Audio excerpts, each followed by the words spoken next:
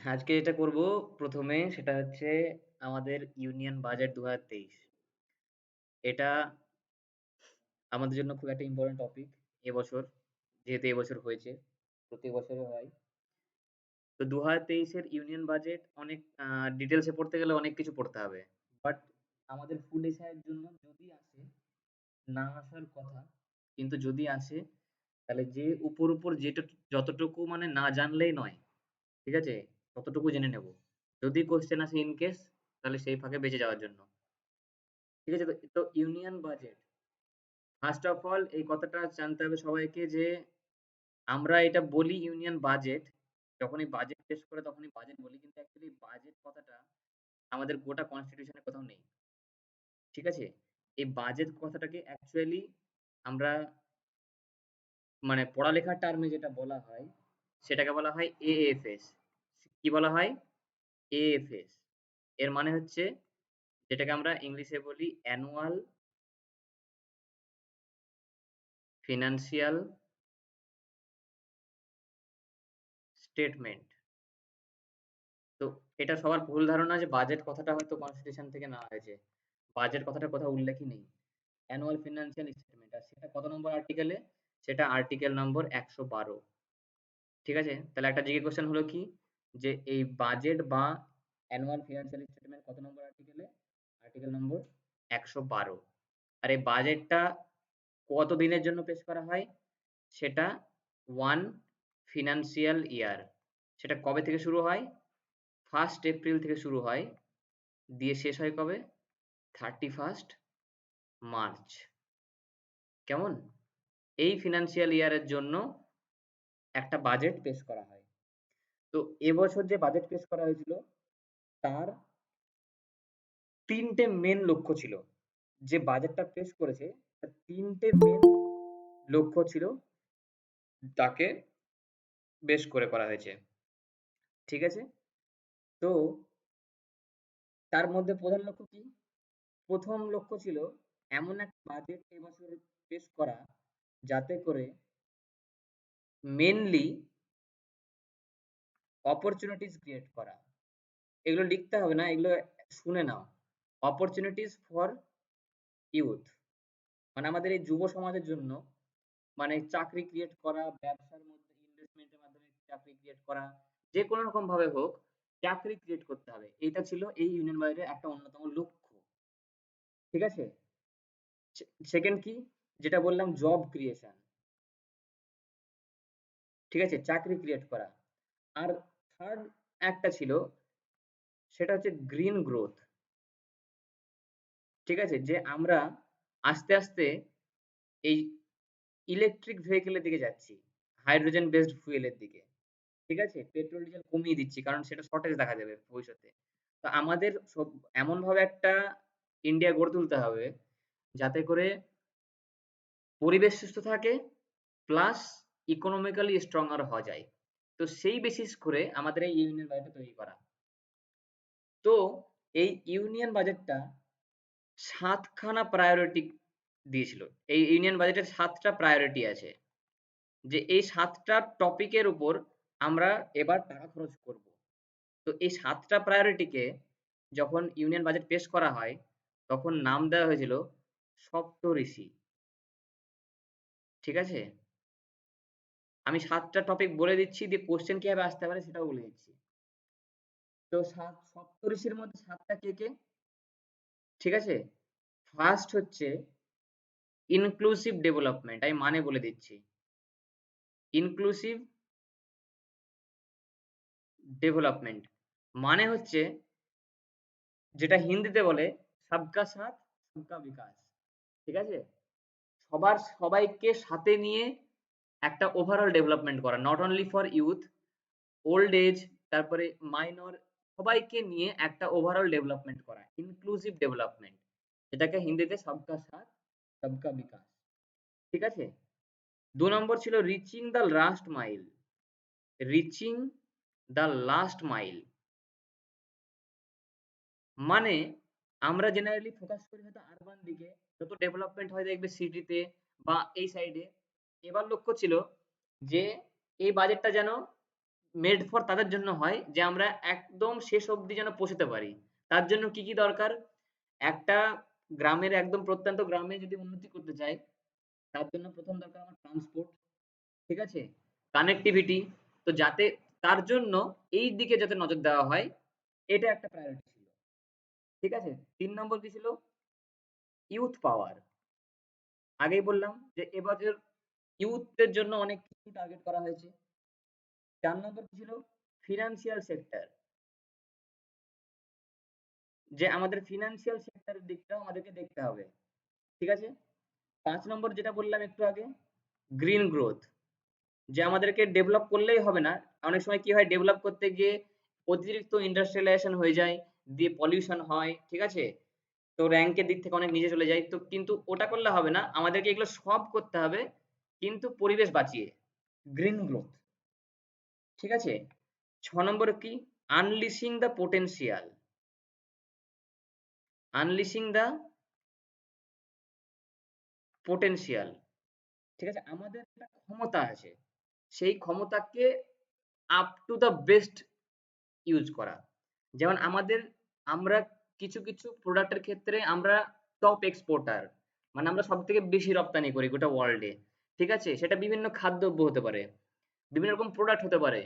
Jute, আজকে আমরা West Bengal first. ঠিক আছে? তো এইরকম বিভিন্ন প্রোডাক্ট, আমাদের যে ক্ষমতা আছে সেইটাকে আল্টিমেট মানে নিয়ে যাওয়া। আনলিশিং দ্য পোটেনশিয়াল। ঠিক আছে? আমাদের যে পোটেনশিয়ালটা আছে সেটা আল্টিমেট নিয়ে যাওয়া।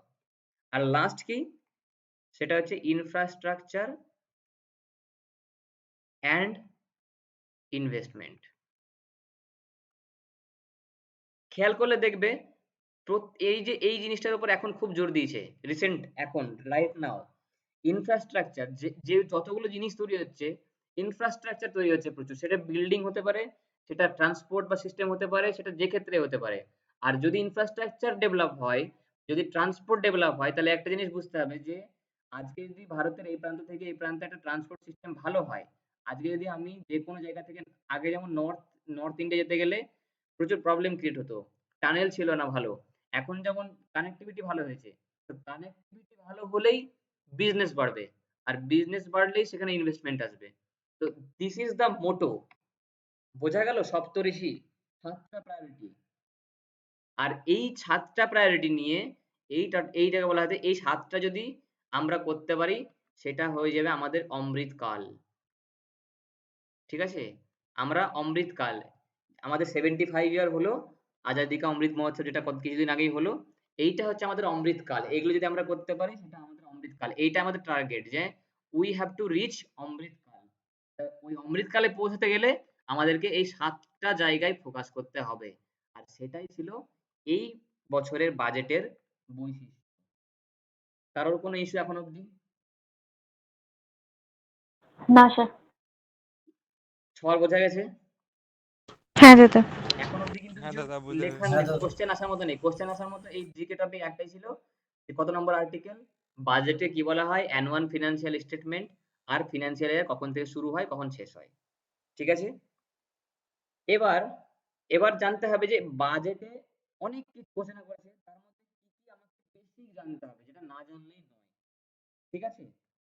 যে যেমন ধরো আমি ডিপার্টমেন্ট ওয়াইজ বলে দিচ্ছি, যেমন এগ্রিকালচারে আমায় কি জানতে হবে, কি ঘোষণা করেছে?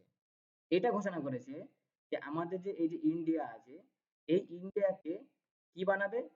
Global hub. ঠিক আছে? কোন খাদ্যের জন্য?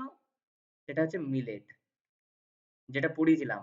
মিলেটের একটা নাম দিয়েছে। মিলেটের কি বলেছিল? শ্রী অন্ন। শ্রী অন্ন। কারণ এই ২০২৩-২৪ বছর সালটা একটা ইয়ার হিসেবে ঘোষণা করা হয়েছে। কি হিসাবে? International year of millets. International year of millets. কে ঘোষণা করেছে এটা? United nations general assembly. তো সবাই গোটা ওয়ার্ল্ড ওয়াইজ ফোকাস করছে যে এই মিলেট প্রোডাক্টটার উপর ফোকাস করতে। ওই জন্য এগ্রিকালচারে কি ঘোষণা করেছে? যাতে করে ইন্ডিয়াকে গ্লোবাল একটা হাব বানানো যায় মিলেটের। তো তোমার কোশ্চেন কি হতে পারে এখান থেকে জানার? যে মিলেটের অপর নাম কি? মিলেটকে কি হিসাবে বাজেটে উল্লেখ করা হয়েছে। তো কি হিসাবে? শ্রী অন্ন। আরেকটা ইম্পোর্টেন্ট কি? যে ২০২৩-২৪ সালকে কি হিসেবে ঘোষণা করা হয়েছে? International year of millets. কার দ্বারা? ইউনাইটেড নেশন জেনারেল অ্যাসেম্বলি, যেটা এর আগেও আমি ক্লাসে পড়িয়েছি। ক্লিয়ার? হ্যাঁ দাদা ক্লিয়ার। এটা গেল এগ্রিকালচার। এবার হেলথ ডিপার্টমেন্টে এসো। হেলথ ডিপার্টমেন্টে কি কি জিনিস করবো বলেছে? এই বছর প্রথম বলেছে ১৫৭টা নতুন নার্সিং কলেজ হবে। ঠিক আছে? এই একটা প্রমিস। আর একটা জিনিস যেটা নতুন ইনিশিয়েটিভ নিয়েছে, সেটা হচ্ছে আমাদের দেশে একটা রোগ আছে, সেটার নাম হচ্ছে সিকেল সেল অ্যানিমিয়া, রক্তাল্পতা যেটাকে বলা হয়। ঠিক আছে? তো এই রোগটাকে পুরো এলিমিনেট করতে হবে। পুরো একদম নির্মূলভাবে উড়িয়ে দিতে হবে পুরো ইন্ডিয়া থেকে। এই একটা মিশন লঞ্চ হয়েছে। Sickle cell anaemia mission, eliminate mission. Clear? Any issue? Any issue? না স্যার। না দাদা। বোঝা যাচ্ছে? এবার হচ্ছে চলো এডুকেশনে। হ্যাঁ দাদা। এডুকেশনে কি কি করবো বলেছে? ফার্স্ট অফ অল করবে বলেছে একটা ন্যাশনাল ডিজিটাল লাইব্রেরি পুরো ইন্ডিয়ার জন্য, যেটা অফলাইনও হবে অনলাইনও হবে। ঠিক আছে? আর আমাদের দেশে একটা স্কুল আছে, এটার নাম হচ্ছে একলব্য মডেল স্কুল। কেউ নাম শুনেছে? Eklavya model school. এই স্কুলগুলো এই স্কুলগুলোতে প্রায় আমাদের নিয়ারলি ৭৪০টা এই মডেলের স্কুল আছে। এগুলো সেন্ট্রাল গভর্নমেন্টের স্কুল, বিশেষত specially for schedule caste, schedule tribe. ঠিক আছে? ওই মেইনলি ব্যাকওয়ার্ড ক্লাসদের জন্য এই ধরনের স্কুল, কিন্তু টপ লেভেলের স্কুল। সেইখানে বেশি বেশি করে টিচার রিক্রুট হবে এবছর। এটা প্রমিস এডুকেশন সেক্টরে। ঠিক আছে? এইটুকুই। এইবার যেটা আমরা এতক্ষণ পড়ছিলাম যে গ্রিন গ্রোথ। ঠিক আছে? যে এত কিছু তো করছি, তাহলে গ্রিন গ্রোথ টপিকে কি প্রমিস করেছে বা কি বলা হয়েছে বাজেটে? ঠিক আছে? দুটো প্রোগ্রাম ঘোষণা হয়েছে। ঠিক আছে? এক একটা প্রোগ্রামের নাম হচ্ছে প্রণাম। ঠিক আছে? আর ২ মিষ্টি। তো প্রণামের ফুল ফর্ম কি? প্রণামের ফুল ফর্ম হচ্ছে program for restoration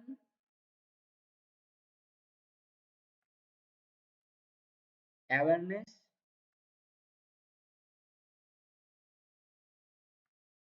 nourishment and amelioration of mother earth।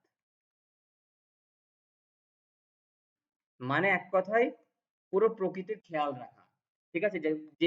যেগুলো প্রকৃতি বিলুপ্ত হয়ে যাচ্ছে সেই জায়গাগুলো বাঁচানো, অ্যাওয়ারনেস ক্রিয়েট করা মানুষের মধ্যে যে কিভাবে আমরা আরো গ্রিন যেতে পারবো, যে জায়গাগুলো বেঁচে আছে ঠিকঠাক ভাবে সেই জায়গাগুলো nourish করা। ঠিক আছে? তো এইটা হচ্ছে পিএম প্রণাম মিশন। এটা ফুল ফর্ম। আসলে এটা আসতে পারে। ঠিক আছে? আর একটা প্রোগ্রাম লঞ্চ হচ্ছে মিষ্টি, যেটা হয়েছে এই প্রোগ্রামটা হয়েছে ম্যানগ্রোভ এরিয়ার জন্য। তো স্পেশালি কোশ্চেন আসতে পারে যে ম্যানগ্রোভ এরিয়ার জন্য যে প্রোগ্রামটা আছে তার নাম কি? এটাও আসতে পারে, আবার এর ফুল ফর্ম আসতে পারে। তো মিষ্টির ফুল ফর্ম কি? ম্যানগ্রোভ ইনিশিয়েটিভ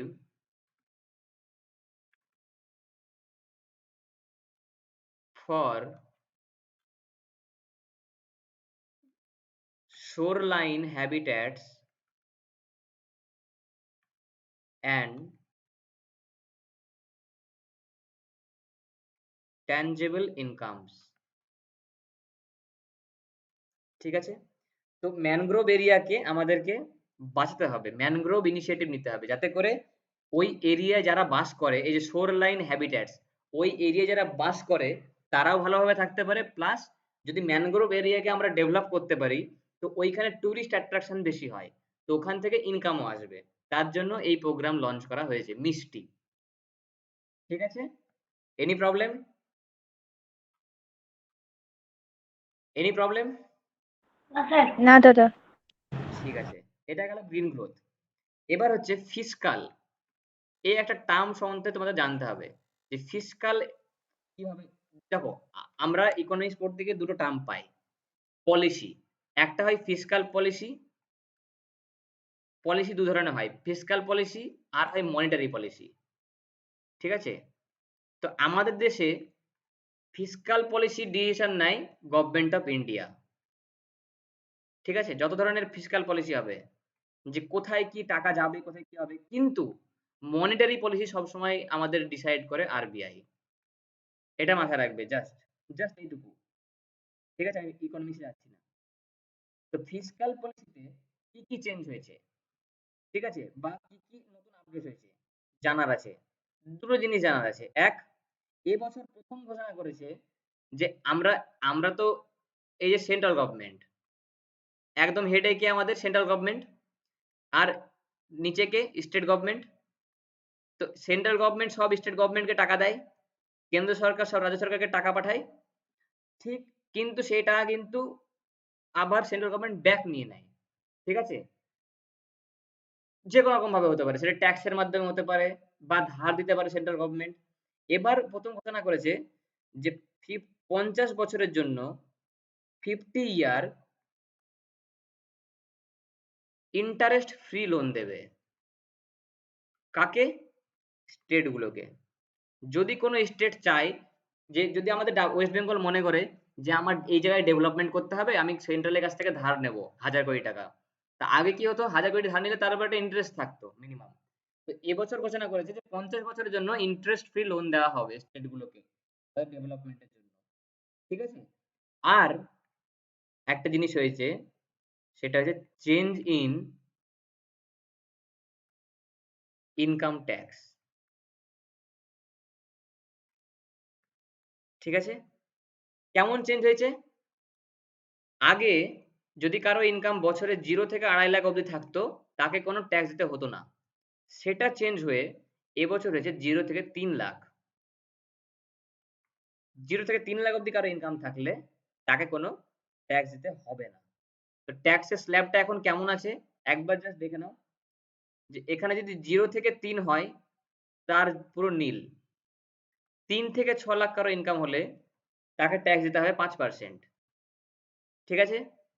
6 থেকে 9 লাখ টাকা যদি কারো ইনকাম হয়, তাকে ট্যাক্স দিতে হবে 10%। 9 থেকে 12 যদি কারো ইনকাম হয়, তাকে ট্যাক্স দিতে হবে 15%। ক্লিয়ার? আর 12 থেকে 15 যার ইনকাম, তাকে ট্যাক্স দিতে হবে 20%। আর যার 15 এর বেশি ইনকাম, তাকে 30%। ক্লিয়ার? তো কোশ্চেন কোনটা হবে? কোশ্চেন হবে এটা যে চেঞ্জ হয়েছে কোনটা। 0 থেকে 2.5 ছিল নীল, সেটা এখন হয়েছে 0 থেকে 3।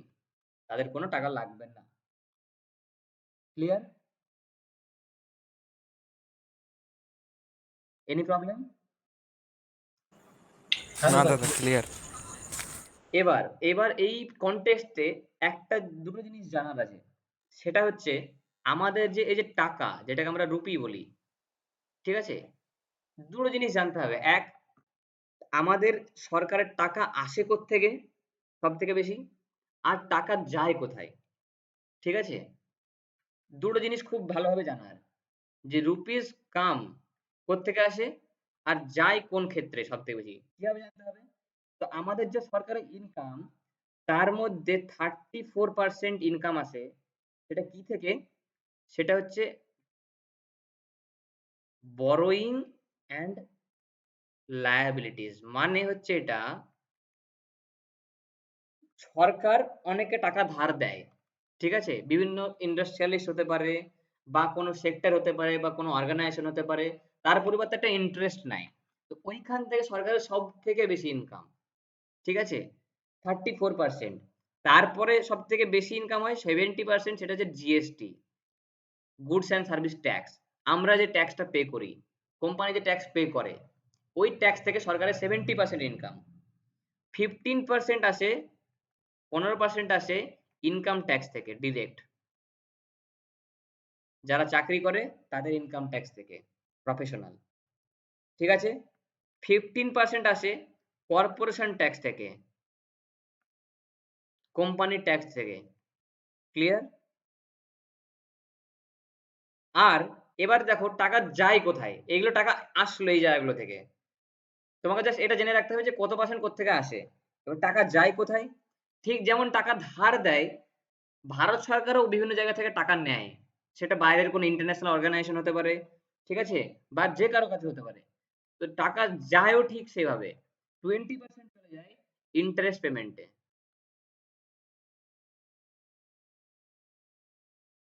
ক্লিয়ার? 17% কোথায় যায়? সেন্ট্রাল স্কিম গুলোতে। সেন্ট্রাল গভর্নমেন্টের যে স্কিমগুলো লঞ্চ করে বিভিন্ন রকম প্রকল্প, সেই প্রকল্পগুলো বাস্তবায়িত করতে 17% টাকা চলে যায়। আর কোথায় টাকা যায়? 9% টাকা সেন্ট্রাল স্পন্সর্ড বা এইডেড স্কিম। ভালো করে দুটো জিনিস পার্থক্য আছে কিন্তু। একটা পুরো সেন্ট্রাল গভর্নমেন্ট নিজে করে, আর কিছু স্কিম হয় যে সেন্ট্রাল গভর্নমেন্টও থাকে প্লাস স্টেট গভর্নমেন্টও থাকে, দুজন মিলে করে। তো ওই ধরনের স্কিমগুলোতে খরচা হয় 9% টাকা। ঠিক আছে? আর একটা বড় অ্যামাউন্ট খরচা হয় 8% টাকা, সেটা খরচা হয় ডিফেন্সে, আমাদের প্রতিরক্ষা বাহিনীতে খরচা হয় টাকা। এই যে আমি ট্যাক্স বলছিলাম, এই ট্যাক্স যখন বলছিলাম তখন একটা জিনিস জেনে নাও ইকোনমিক্সের। ট্যাক্স মেইনলি দু ধরনের হয়। ঠিক আছে? ট্যাক্স দু ধরনের হয়। একটা হয় ডিরেক্ট ট্যাক্স, একটা হয় ইনডিরেক্ট ট্যাক্স। ডিরেক্ট ট্যাক্স মানে যেটা গভর্নমেন্ট ডিরেক্ট ট্যাক্স পেয়ারের কাছ থেকে নেয়, মানে আমরা যখন গভর্নমেন্টকে ডিরেক্ট দিই, যেমন কি ইনকাম ট্যাক্স। আমি ইনকাম করছি, আমি ট্যাক্স পে করে দিচ্ছি, আমার স্যালারি থেকে অটোমেটিক কেটে নিচ্ছে, এটা আমি ডিরেক্ট গভর্নমেন্টকে দিয়ে দিচ্ছি, এটা হচ্ছে ডিরেক্ট ট্যাক্স। কর্পোরেট ট্যাক্স, এইটা সব থেকে বেশি কোশ্চেনে আসে যে চারটে অপশন কোশ্চেন কিভাবে হয়, কোশ্চেন চারটে ট্যাক্সের উদাহরণ দেবে, দিয়ে বলবে নিচের কোনটা ইনডিরেক্ট ট্যাক্স নয়, দিয়ে চারটে তিনটে ইনডাইরেক্ট দিয়ে দেবে, একটা ডিরেক্ট দিয়ে দেবে, তোমাকে চুজ করতে হবে কোনটা। এখান থেকে কোশ্চেন আসে এক্সাম্পল, কি আসে এই এক্সাম্পল গুলো মনে রাখতে হবে যে কোন ট্যাক্স কোনটা। কর্পোরেট ট্যাক্স, যেগুলো কোম্পানির উপর চাপানো হয়। তো কোম্পানি যেহেতু একটা, আমি যদি একটা কোম্পানি খুলি আর আমি যদি প্রফিটেবল হই আর আমার যদি ইয়ারলি ইনকাম বেশি হয়, তাহলে আমাকে ট্যাক্স দিতে হবে। সেটা কাকে দিতে হবে? সেটা ডিরেক্ট গভর্নমেন্টকে দিতে হবে। তো আমিও ডিরেক্ট পে করছি গভর্নমেন্টকে, তো কর্পোরেট ডিরেক্ট ট্যাক্স। ঠিক আছে? আমার যদি কোনো একটা প্রপার্টি থাকে, personal property, personal property tax, সেটা আমি ডিরেক্ট গভর্নমেন্টকে দিতে হবে। ঠিক আছে? এগুলো ডিরেক্ট ট্যাক্স। ইনডিরেক্ট ট্যাক্স কি? সেলস ট্যাক্স, যেটাকে ভিএটি বলে, ভ্যাট। ফুল ফর্ম কি? Value added tax.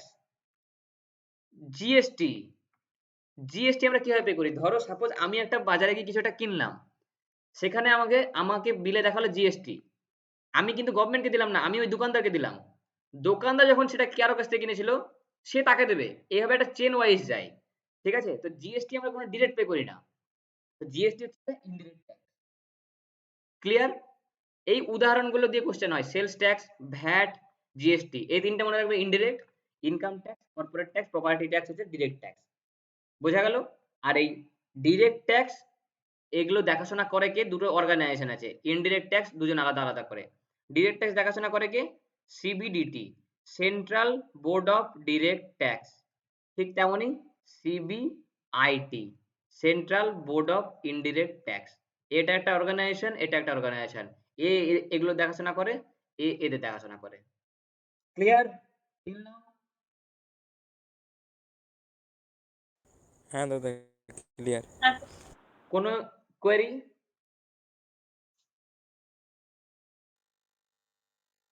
না দাদা। আর একটা জিনিস জানার, জাস্ট লাস্ট জিনিস জানার বাজেটে, সেটা হচ্ছে অ্যালোকেশন, কাকে কত টাকা দিয়েছে। তো সবগুলো জানার দরকার নেই, যে তিনটে ডিপার্টমেন্ট সব থেকে বেশি টাকা পেয়েছে জাস্ট তাদের মনে রাখবে কত কোটি টাকা করে পেয়েছে। সব থেকে বেশি টাকা পেয়েছে এবছর defence sector, ministry of defence. ঠিক আছে? কত কোটি টাকা পেয়েছে? 5.94 এত লাখ কোটি, এত কোটি টাকা স্যাংশন হয়েছে। সেকেন্ড পেজে কে? রোড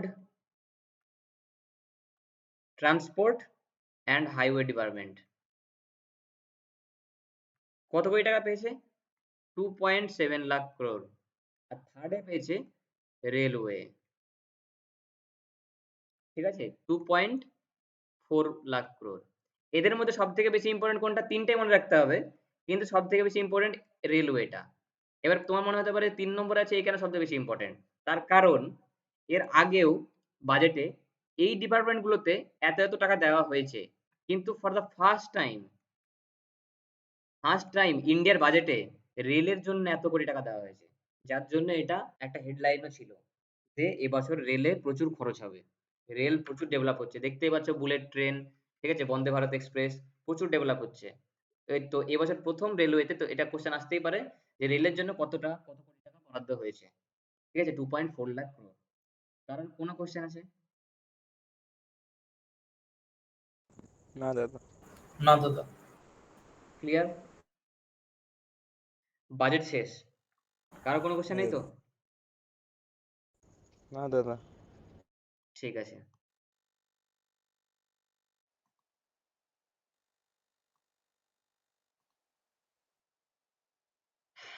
তো এবার দেখো,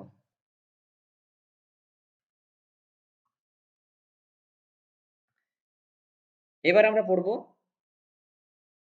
ওয়েস্ট বেঙ্গল নিয়ে, ঠিক আছে।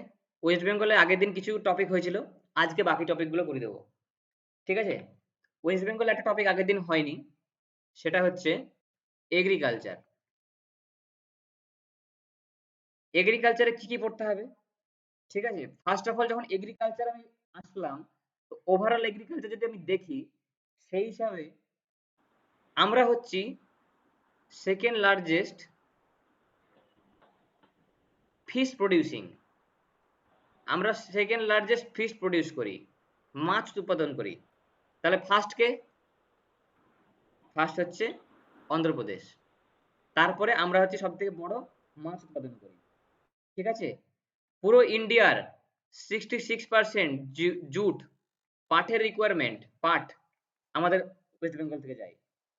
আমাদের সব থেকে ইম্পর্টেন্ট যদি বলতে বলি ক্রপ, যেটাকে শস্য বলি, সেটা যদি বলা হয় তাহলে কি কি হবে? One of the important rice, tea, ঠিক আছে, জুট, রিসেন্ট হচ্ছে কি কফিও চলে এসছে মার্কেটে, ঠিক আছে। তো এগুলো থেকে আমরা প্রচুর ইনকাম করি। এবার যদি রাইস বলি, শস্য দু ধরনের হয়, খরিফ আর আর রবি রবি, রবি শস্য। ঠিক আছে। তো রাইস কি শস্য? রাইস হচ্ছে খরিফ শস্য, ঠিক আছে, এটা মনে রাখবে।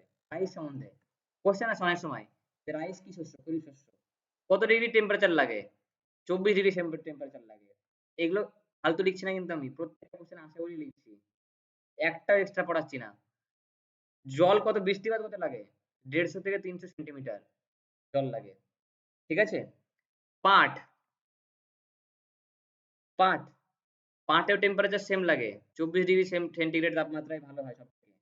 পাটের জন্য 1000 মিলিমিটার জল লাগে, পাটের জন্য প্রচুর জলের প্রয়োজন হয়, ঠিক আছে। আর ইন্ডিয়া হচ্ছে সব থেকে লার্জেস্ট প্রডিউসার, ইন্ডিয়া হচ্ছে largest producer of jute in the world, ঠিক আছে। এই জুট আমাদের ওয়েস্ট বেঙ্গলে কোথায় কোথায় হয় স্পেশালি সব থেকে বেশি? মেদিনীপুর, মুর্শিদাবাদ, বর্ধমান, ঠিক আছে, 24 পরগনা, ঠিক আছে, মালদা, মুর্শিদাবাদ, মেনলি এই কটা ডিস্ট্রিক্টে সব থেকে বেশি জুট হয়। ক্লিয়ার? ক্লিয়ার? আমাদের স্টেটে গমও হয়, হুইট। এবার হুইটটা হচ্ছে কি রবি ক্রপ।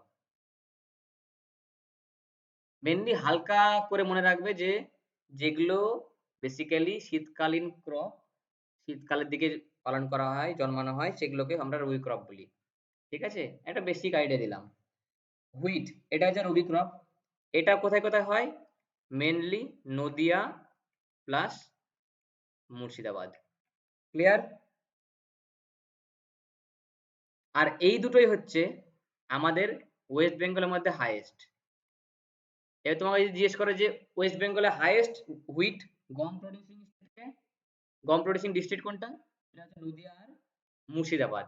আর যদি তোমাকে জিজ্ঞেস করে যে হুইট ইন্ডিয়াতে হাইয়েস্ট কে, ইন্ডিয়াতে কে হাইয়েস্ট? সেটা হচ্ছে ইউপি। ইউপি। প্রবলেম? ঠিক আছে, আর একটা জিনিস হয় আমাদের, সেটা হচ্ছে ইন্ডিভিজুয়াল একটা হয়, জেনে রাখো, টোবাকো, তামাক। টোবাকো থেকে একটা জিনিসই জানতে হবে, কোথায় হয়? কোচবিহার। ঠিক আছে, কোচবিহার হচ্ছে লার্জেস্ট আমাদের ডাব্লিউবি তে, লার্জেস্ট ইন ডাব্লিউবি টোবাকো।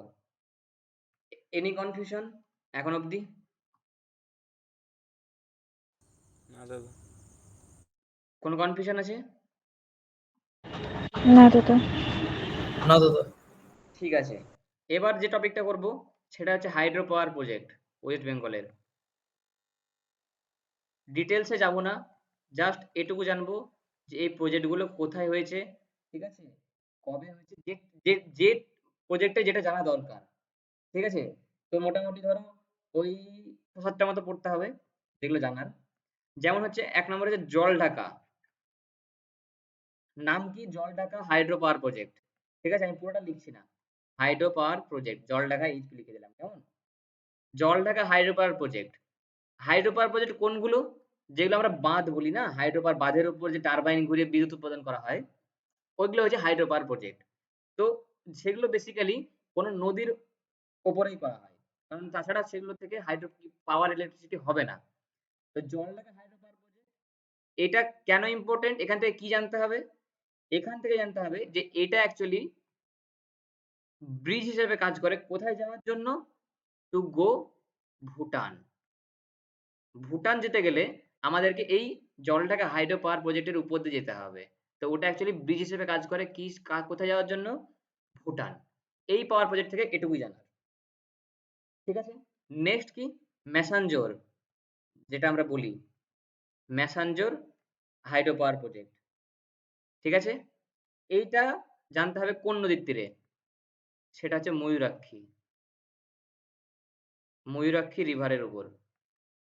ঠিক আছে, এটা কোথায়? এই হাইড্রো পাওয়ার প্রজেক্টটা কোথায়? সেটা হচ্ছে দুমকা। কোন জায়গায় অবস্থিত? দুমকাতে। আর এটা কখন এস্টাবলিশ করা হয়েছিল? ১৯৫৫ সালে। এই ৩ টে জিনিস জানার, আর কিছু না। ক্লিয়ার? নেক্সট, নেক্সট কি পড়বো আমরা? নেক্সট আমার প্রজেক্ট, সেটার নাম হচ্ছে Purulia pumped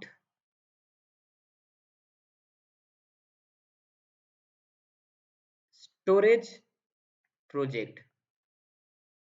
Purulia pumped storage project. ঠিক আছে, প্রথম কথা, এই প্রজেক্টটা কার আন্ডারে?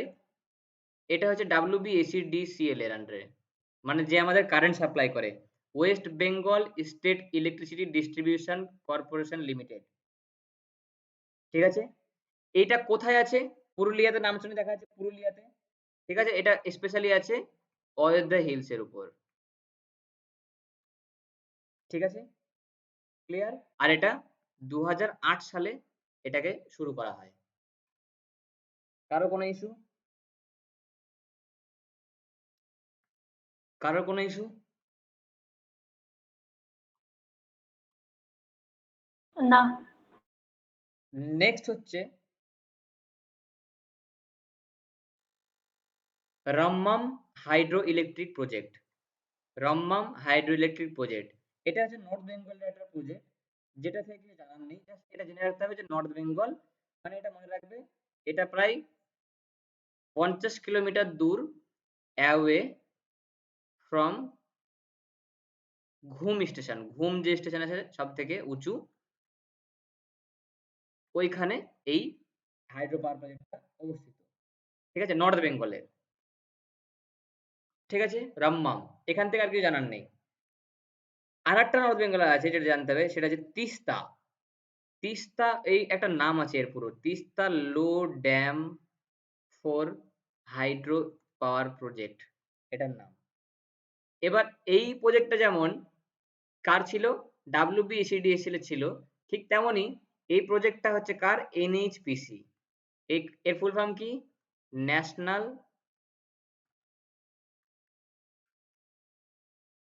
Hydro electric power corporation.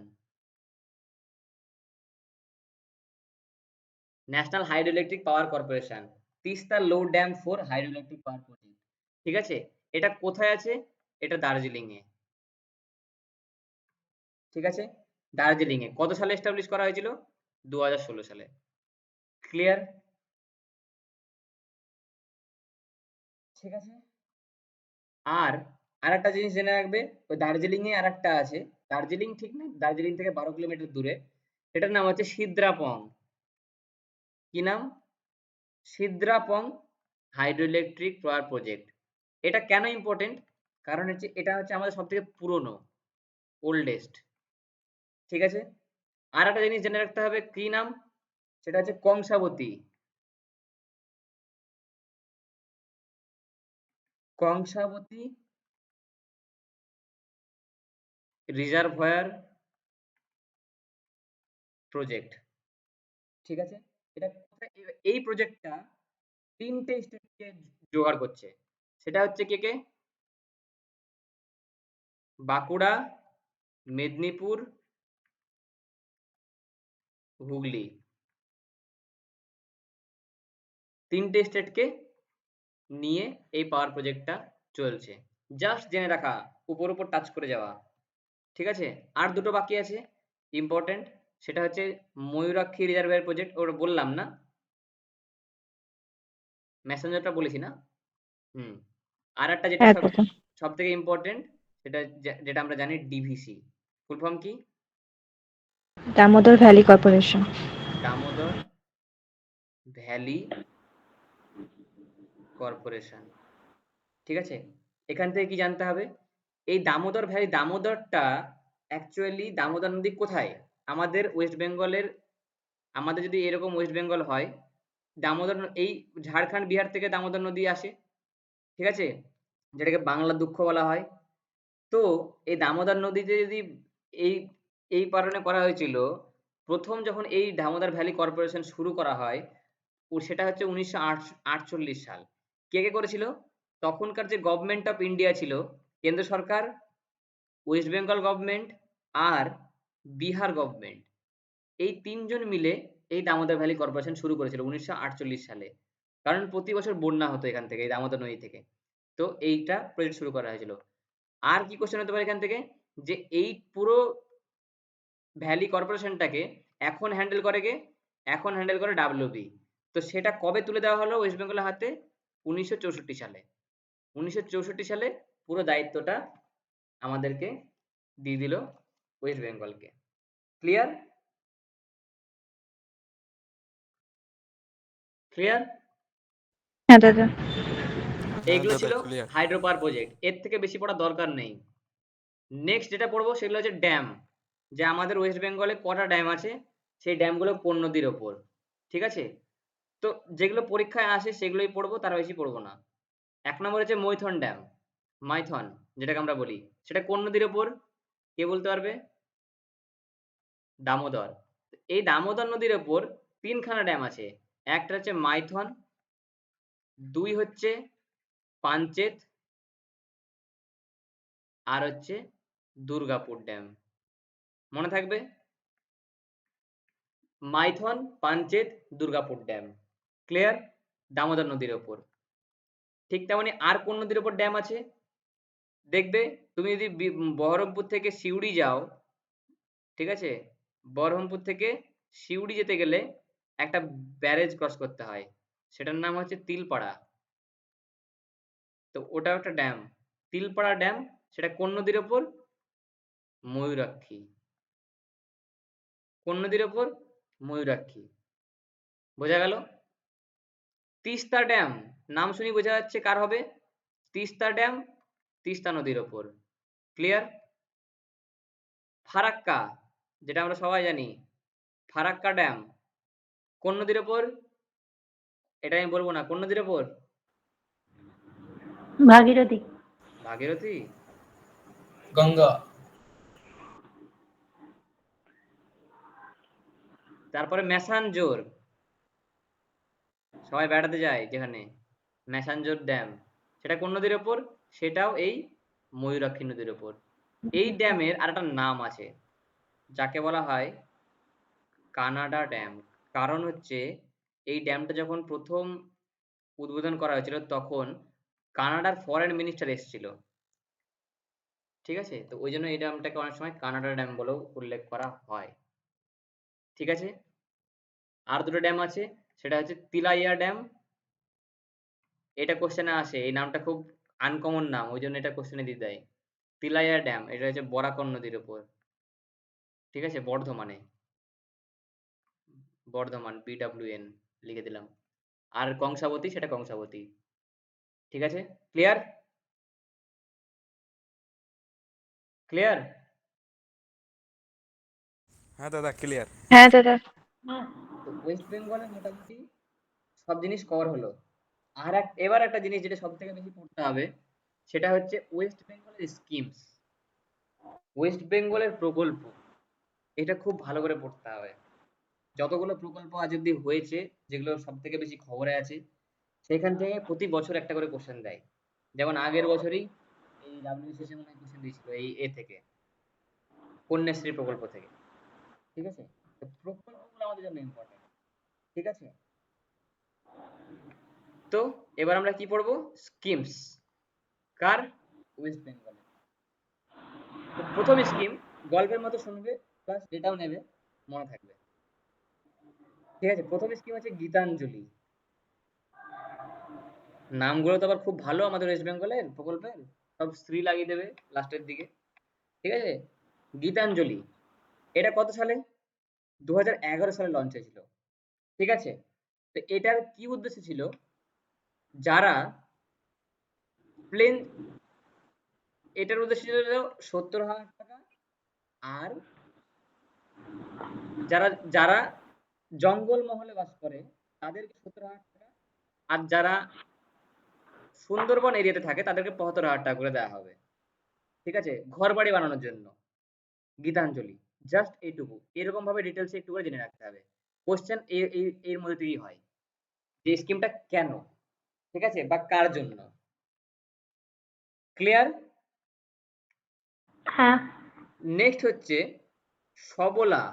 সবলা বলে একটা স্কিম বেরিয়েছিল 2011 সালে। ঠিক আছে? এটা কি বলেছিল? 11 থেকে 18 বছর বয়সের যে মেয়েগুলো আছে, ঠিক আছে, গার্লস, তাদের হেলথ ইমপ্রুভমেন্টের জন্য, তাদের হেলথ ইমপ্রুভমেন্টের জন্য এই প্রকল্পটা লঞ্চ করা হয়েছিল। ক্লিয়ার? ক্লিয়ার? হ্যাঁ। হ্যাঁ ঠিক দাদা। আছে? তারপরে কি আছে? হ্যাঁ দাদা। ইম্পর্টেন্ট শিশু সাথী। শিশু সাথী কবে এসেছিল? 2013 সালে লঞ্চ করেছিল। এই প্রকল্পের মাধ্যমে কি বলা হয়েছিল? যে যে সমস্ত বাচ্চা 18 বছরের কম বছর বয়স, ঠিক আছে, তাদেরকে ফ্রিতে অপারেশন, ঠিক আছে, ফ্রি অফ কস্ট অপারেশন, তবে স্পেশালাইজ করে দিয়েছিল যে কোন কোন ডিজিজ গুলোর জন্য হবে। অত ডিটেলসে যাওয়ার দরকার নেই। যেমন কনজেনিটাল কার্ডিয়াক ডিজিজ ছিল, হার্টের কোনো যদি রোগ হয়। ঠিক আছে? ক্লাব ফুট, যেটাকে বলে ক্লাব ফুট, এটা একটা উল্লেখ করতে হবে। ক্লাব ফুট, পায়ের পাতা দেখবে অনেক সময় বিষক্রিয়ার মাধ্যমে অন্যরকম হয়ে যায়। তো ওই ধরনের অপারেশন গুলো স্পেশালি আপ টু 18 এজ যাদের কম, তাদেরকে ফ্রি অফ কস্ট অপারেশন করানোর জন্য। তো তুমি এটুকু মনে রাখবে, 18 বছরের কম বাচ্চাদের ফ্রি অফ কস্ট অপারেশন, আর 2013 সাল। সাল আর কেন মনে থাকবে? কন্যাশ্রী।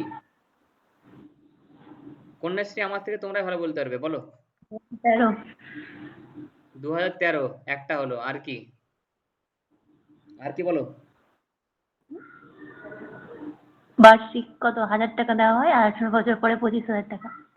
না, কি প্রথম 37,000 হ্যাঁ 37,000 টাকা দেওয়া হয়। না 25,000 টাকা দেওয়া হয়, কোথায় 37 দেওয়া হয়? প্রথম কথা হচ্ছে আনম্যারিড গার্ল হতে হবে, ও আচ্ছা। 13 থেকে 18 বছর বয়সের হতে হবে, হ্যাঁ, ঠিক আছে? তাকে ক্লাস 8, 9, 10, 10। 11, 12 এই ক্লাসগুলোর মধ্যে পড়তে হবে।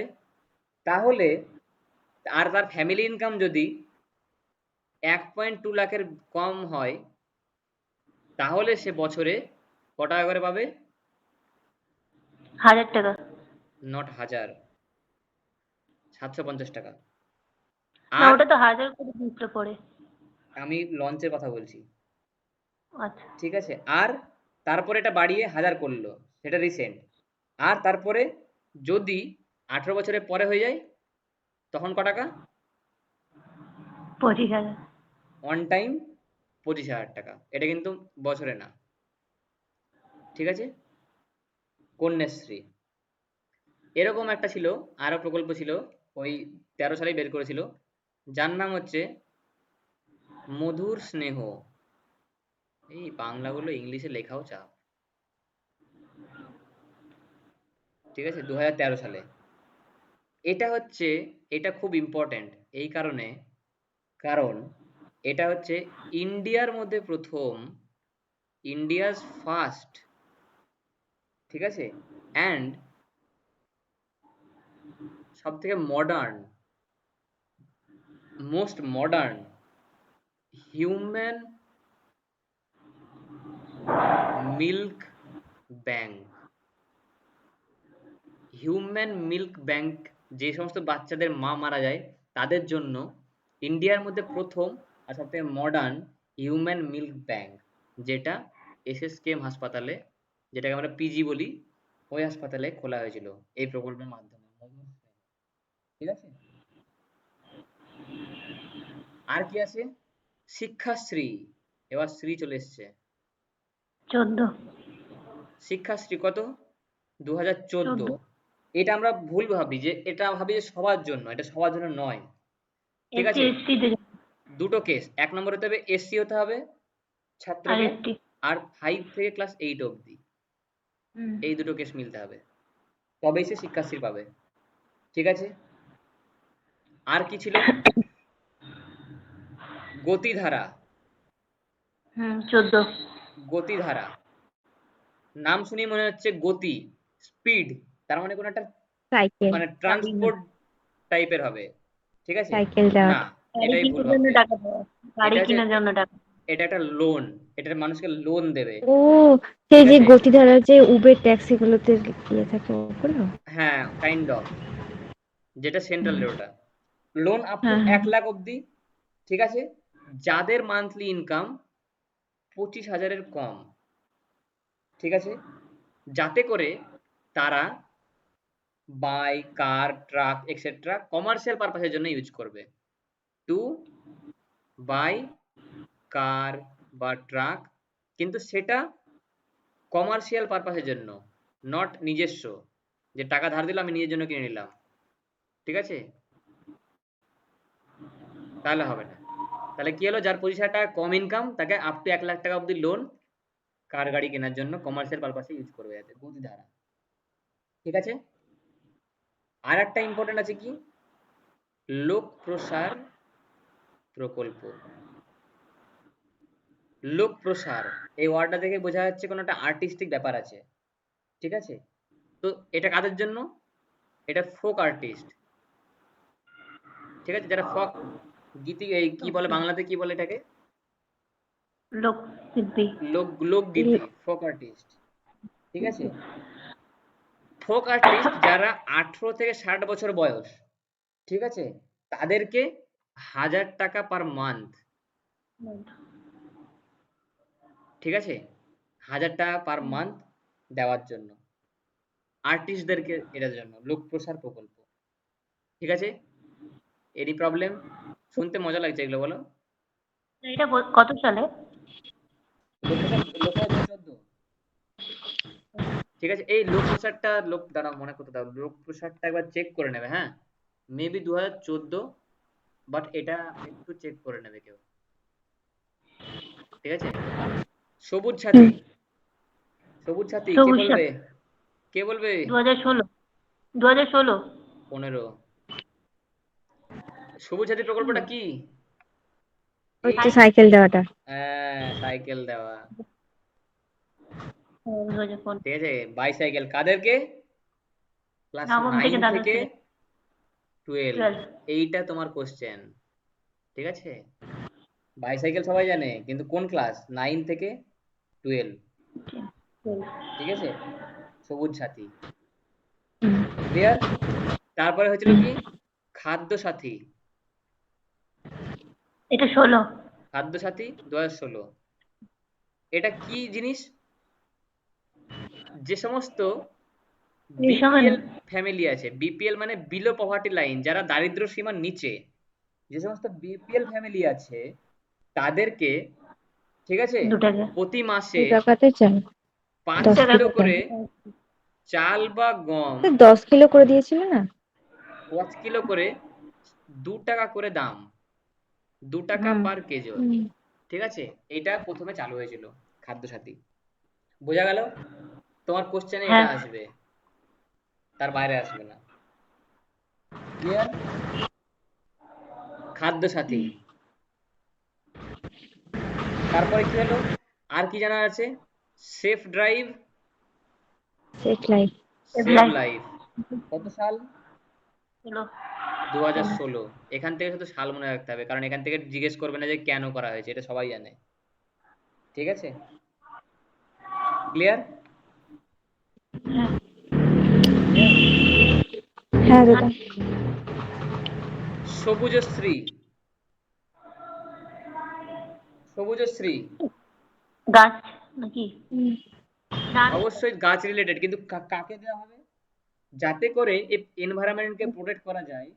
আর যখনই কিছু জন মাকে গাছ দেওয়া না একটা মায়ের গার্ল চাইল্ড হয়, গার্ল চাইল্ড যখন বর্ন হয়, তখন হসপিটাল থেকে একটা গাছ দেওয়া হয়। ঠিক স্যার আছে? পার্টিকুলার গার্লসের জন্য হ্যাঁ, হ্যাঁ। হ্যাঁ, দুটো জিনিসের জন্য এটা করেছিল, টু প্রমোট গার্ল চাইল্ড, ঠিক আছে, আর টু প্রোটেক্ট এনভায়রনমেন্ট। এটা মাথায় রাখবে। ঠিক আছে?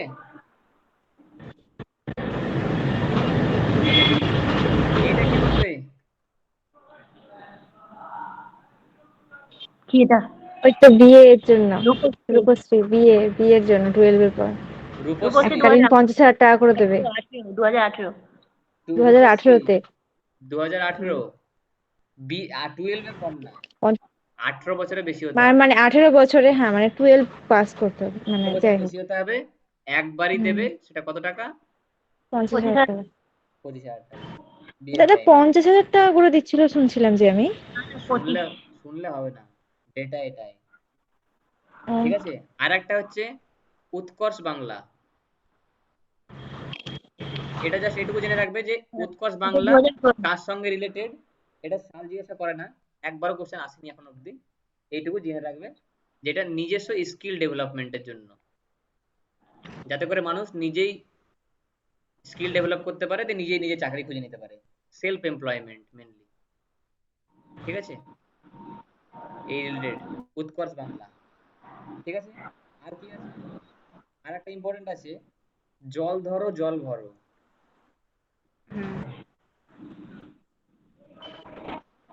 এটা 2011-12-তে লঞ্চ হয়েছিল। হ্যাঁ, ঠিক আছে? কেন? এই বৃষ্টির জলকে সংরক্ষণ করার জন্য, রেন ওয়াটার প্রিজার্ভেশন। ঠিক আছে?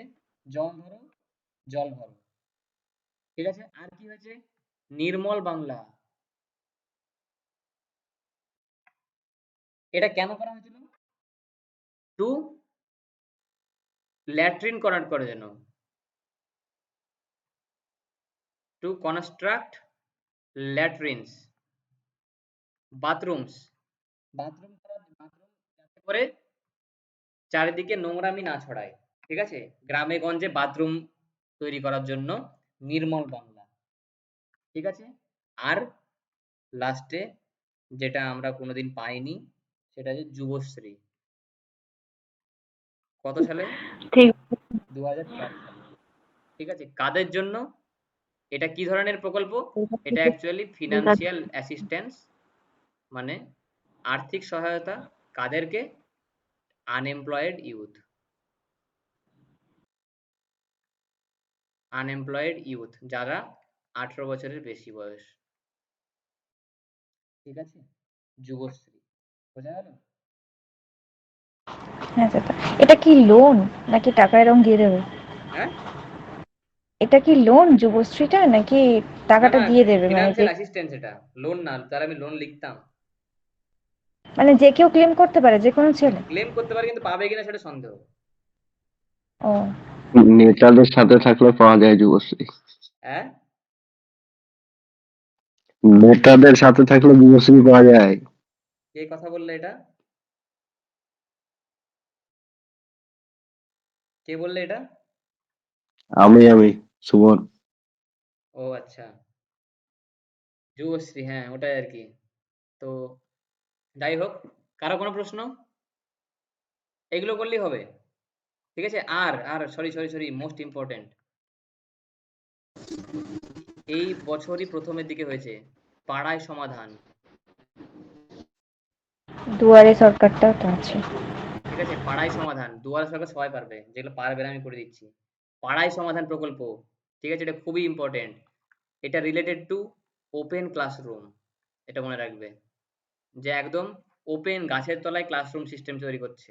পাড়ায় সমাধান, পাড়ায় পাড়ায় গিয়ে। ঠিক আছে? কোশ্চেন এটাই আসবে যে পাড়ায় সমাধান রিলেটেড টু কোন ম্যাটার? ওপেন ক্লাসরুম, বাচ্চাদের জন্য। ঠিক আছে? ক্লিয়ার? হ্যাঁ দাদা। কারো কোনো কোয়েরি আছে? না, দুয়ারে সরকার তো আর বললাম না। দুয়ারে সরকার কি? প্রকল্পটা কি? ওই তো মানে প্রত্যেকটা ইয়েতে যাবে তোমার, না, ইয়ে করে তো দুয়ারে সরকারের বুথগুলোতে মেন দিয়ে। উদ্দেশ্য হচ্ছে প্রত্যেকটা ঘরে সরকারি সার্ভিস পৌঁছানো। গভর্নমেন্ট হ্যাঁ, সার্ভিস গুলো প্রত্যেকটা ঘরে ঘরে পৌঁছে দেওয়া। এটা কাকে কপি করেছে? এটা মেনলি দিল্লিতে তো চালু হয়েছিল প্রথম। আম আদমি পার্টি শুরু করেছিল। তো বলা চলে যে একরকম মানে সিমিলার কাইন্ড অফ আর কি।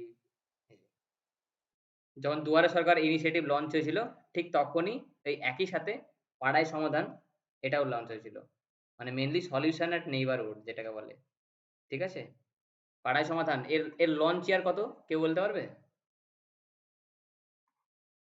আচ্ছা ভোটের টাইমে কি করেছে? পাড়ায় সমাধান কি? দাদা 2020-তে লকডাউন চলছিল তো। হ্যাঁ, লঞ্চ করেছিল ওই টাইমেই, কিন্তু অ্যাক্টিভ হয়েছে সব থেকে 2023 এই বছর, খবর ছিল। ঠিক হুম। আছে? কিন্তু লঞ্চ হয়ে গেছিল 2020-তে। যদি জিজ্ঞাসা করে লঞ্চ 2020, খবরদার। হুম, পাড়ায় সমাধান ঠিক আছে। 23 আর না দুয়ারে কিন্তু। সরকারটা? ঠিক আছে? দুয়ারে সরকারটা 20-তে। হ্যাঁ, সব একসাথেই তো বললাম। দুয়ারে সরকার ইনিশিয়েটিভ যখন লঞ্চ হলো তখনই এটা লঞ্চ করলো একসাথে। তো এটা যদি 2020 হয় তাহলে এটাও 2020 না? আমি ভাবছিলাম ওই 21-এর ভোটের টাইমেই তো ওই যে দুয়ারে সরকার, ঠিক পাড়ায় আছে, সমাধান। কারো কোনো ইস্যু?